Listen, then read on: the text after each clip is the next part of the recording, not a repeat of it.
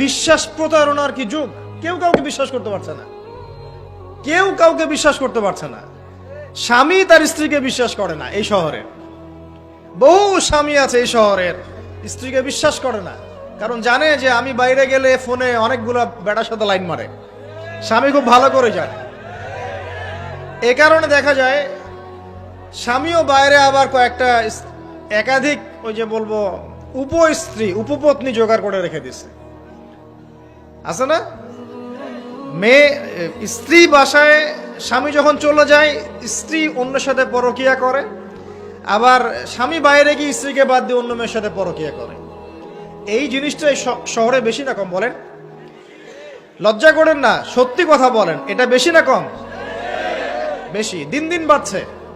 আর যে মিডিয়াগুলো আমরা দেখি এগুলোই শিখায় আমাদেরকে, পরকিয়া শিখায় না? পরকিয়া শিখায়।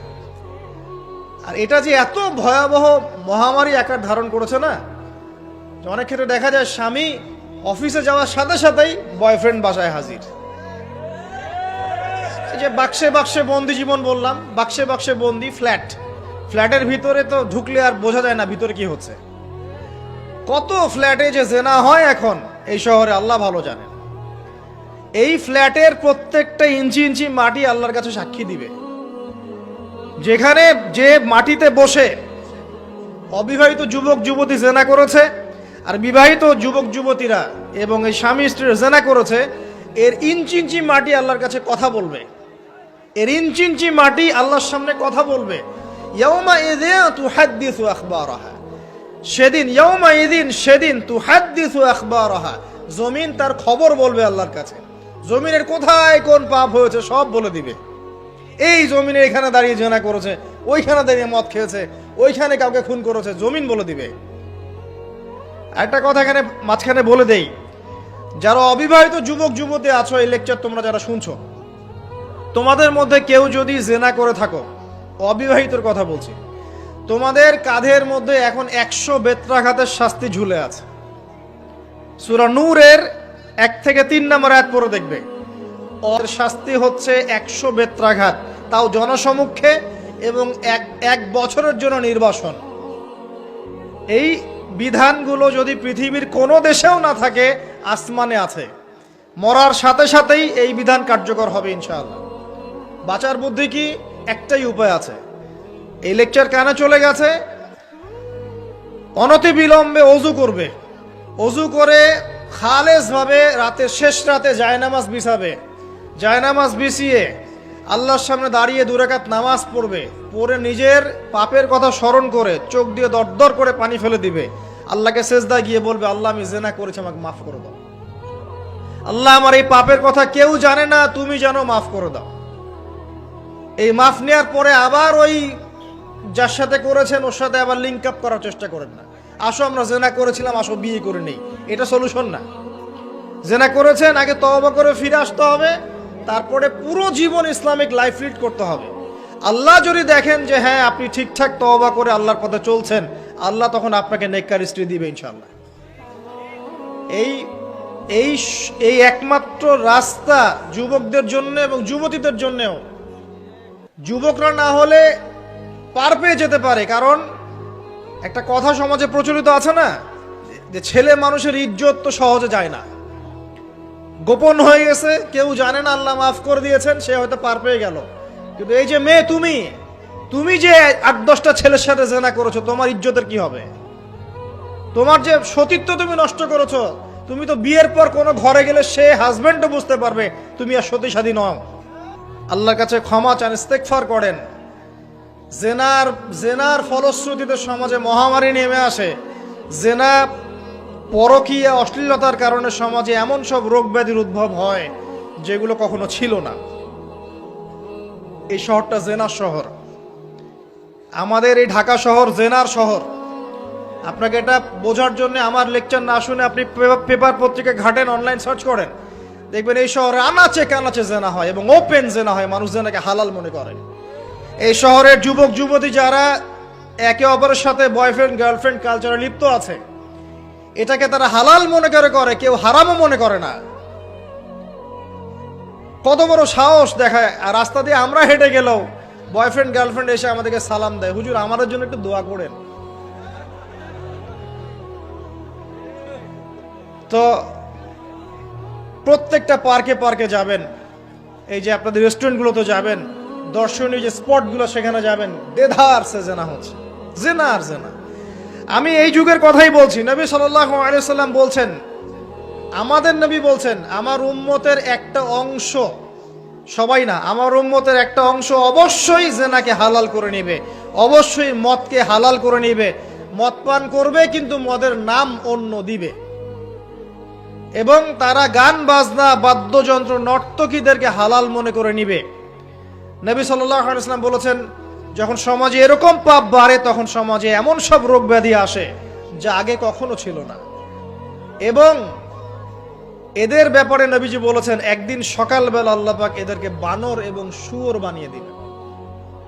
কিয়ামতের আগে এই ঘটনাও ঘটবে, বিকৃত হবে, ভূমিধস, ভূমিকম্প, ভূমিধস এবং আকৃতির বিকৃতি, এগুলো আযাব আসবে আল্লাহর পক্ষ থেকে, এই জেনা, এই ব্যভিচার, এই পরকীয়া, নোংরামি, অশ্লীলতার কারণে। ঘরে ঘরে এগুলা বয়ফ্রেন্ড গার্লফ্রেন্ড কালচার। কেউ মনে করে না যে এগুলা হারাম, কেউ মনে করে না যে আমার এই যে সহপাঠী আমার গায়রে মাহরাম। গায়রে মাহরাম, এই গায়রে মাহরাম শব্দটাই নাই। কাজিন, চাচাতো বোন, মামাতো বোন, খালাতো বোন, এই যে কাজিন, এরা জেনা করছে। কি দেখা বাকি রেখেছে এই যুগে আমরা? এই যুগে আমরা দেখছি যে নিজের মেয়ের সাথে পিতার শারীরিক সম্পর্ক। পেপার পত্রিকা পড়েন, একটু অনলাইন ঘাটেন, দেখেন কোন যুগে আছেন আপনি। সমাজের ন্যায় অন্যায় হক বাতিলের মানদণ্ডই উল্টে যাবে। মানুষ ন্যায়কে অন্যায় মনে করবে, অন্যায়গুলোকে ন্যায় মনে করে নিবে। কোনো মানদণ্ড নাই, কোনো মানদণ্ড নাই। আমাদের শহরের এই অবস্থা, শান্তিতে কিভাবে ঘুমাবেন আপনি? নিশ্চিন্তে থাকবেন কিভাবে? কখন যে আল্লাহর গজব চলে আসে। কোরআনে একটা আয়াত আছে, যখন আল্লাহ পাকের গজব আসবে তখন শুধু জালেমদের উপর খাস করে আসবে না। আলেমদেরকে জিজ্ঞাসা করেন, আলেম ওলামাদেরকে জিজ্ঞাসা করেন, যখন আল্লাহর গজব আসবে জালেমদের উপরে শুধু খাস ভাবে আসবে না, সবার উপরে আসবে। আমি খুব ভালো মানুষ, ওয়াজ করছি, নসিহত করছি, পার পেয়ে যাবো এমন ভাবার সুযোগই নাই। আপনাকে আপনার সাধ্য মতো অন্যায়ের প্রতিবাদ করার চেষ্টা করতে হবে। লাতা'মুরুন্না বিল মা'রুফ, নবীজি বলছেন, অবশ্যই তোমরা সৎ কাজের আদেশ করো। ওয়ালা তানহাউন্না আনিল মুনকার, অবশ্যই অসৎ কাজে নিষেধ করো। আও লা ইউশিকান্নাল্লাহু আন ইয়াবআসা আলাইকুম ইকাবাম মিন, অন্যথায় আমি আশঙ্কা করি তোমাদের উপরে আল্লাহর পক্ষ থেকে বিশাল গজব আসবে। সুম্মা তাদউনাহু, এরপর তোমরা সবাই আল্লাহর কাছে দোয়া করবে, আল্লাহ গজব সরিয়ে দাও, সরিয়ে দাও। লা ইউস্তাজাবু দুআকুম, তোমাদের দোয়া কবুল করা হবে না। এখানে ওই শাস্তিটা না বলে সামনে যেতে পারছি না।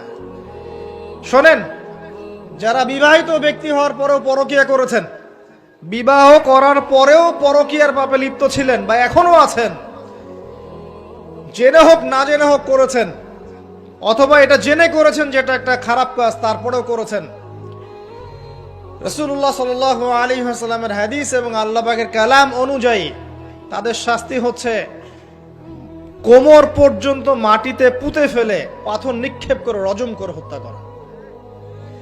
ইসলামিক যদি কোনো রাষ্ট্র থাকতো, বা এটা যদি হতো, বা এটা যদি ইমামুল মাহদির যুগ হতো বা ওমর রাদিয়াল্লাহু আনহুর যুগ হতো, তাহলে এই শাস্তির বাইরে আপনি চলতে পারতেন না, যদি এটা প্রমাণ হতো। এই শাস্তি যদি দুনিয়াতে কার্যকর নাও হয়, আপনি যদি তওবা না করে মারা যান, তাহলে কিয়ামতের মাঠে এই শাস্তি আপনি ভোগ করবেন। অতএব বিয়েটাকে সহজ করেন, জেনাটাকে বন্ধ করেন, পরকীয়ার রাস্তা বন্ধ করেন।